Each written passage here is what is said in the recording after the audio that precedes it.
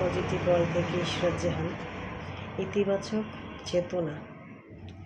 আবেগ বলতে আমরা যা জানি, আবেগ হলো সচেতন মানসিক প্রক্রিয়া, যেমন রাগ বা ভয়। বিষয়গতভাবে অনুভব করা শক্তিশালী অনুভূতিগুলি সাধারণ একটি নির্দিষ্ট বস্তুর দিকে পরিচালিত হয় এবং সাধারণত শরীরের শারীরবৃত্তির এবং আচরণগত পরিবর্তনের সাথে থাকে।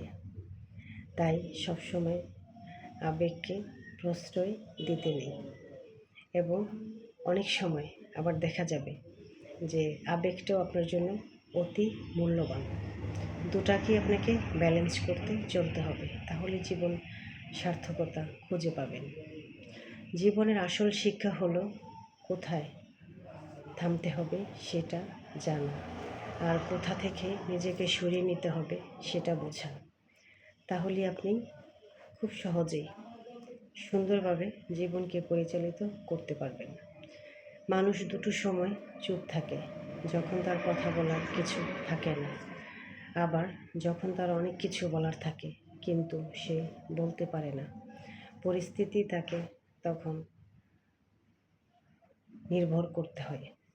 যদি কারো সাথে বন্ধুত্ব শেষ হয়ে যায়, তবে তার গোপন কথাগুলো গোপন রেখো। এটা একটি আমানত, মনে রাখবেন।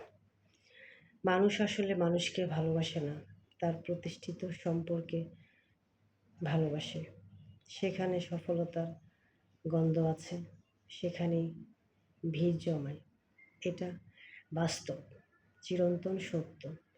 আপনি যতক্ষণ সফল থাকবেন, আপনার চারপাশে দেখবেন আপনার বন্ধু বান্ধব আত্মীয় স্বজন কোনো কমতি নেই। আপনার টাকা পয়সা বিভিন্ন জায়গায় আপনি ছড়িয়ে ছিটিয়ে দেন, সবাইকে আপনি হেল্প করেন, কিন্তু এমনভাবে আপনি হেল্প করবেন নিজে নিঃস্ব হয়ে নয়। আপনার জন্য কিছুটা রেখে আপনার যতটুকু সামর্থ্য আছে ততটুকুই দিবেন। ধরেন আপনার কাছে 10 টাকা আছে, আপনি সেখান থেকে নিজের জন্য অবশ্যই 8 টাকা রেখে দেবেন, 2 টাকা আপনি মানুষকে দেবেন। এটা দিয়ে যাতে আপনি শেষ বয়সে, জন্ম মৃত্যু বিয়ে অবশ্যই উপর আল্লাহর হাতে, তারপরেও নিজের একটা ফিউচার আছে, সেই ফিউচারের কথা চিন্তা করে আপনাকে রাখতে হবে। না হলে আপনি এই সমাজে টিকে থাকা আপনার জন্য খুব কষ্ট হবে। আপনাকে অনেক লাঞ্ছনা দেবে, অনেক কষ্ট দেবে, অনেক অপমান করবে, অপমানিত কথা শোনাবে। তখন আপনি সহ্য করতে পারবেন না, একটা সময় মনে হবে যে আমি সুইসাইড করি। সো এই জন্য আপনাকে আগে থেকেই সেই সিদ্ধান্তটা নিতে হবে, নিজের জন্য একটু একটু করে জমিয়ে রাখতে হবে ভালো থাকার জন্য এবং ভালো রাখার জন্য। বন্ধুরা, পজিটিভ ওয়ার্ল্ডের সাথে থাকবেন প্লিজ, এবং আমার চ্যানেলটাকে সাবস্ক্রাইব করবেন, কমেন্ট করবেন। আসসালামু আলাইকুম।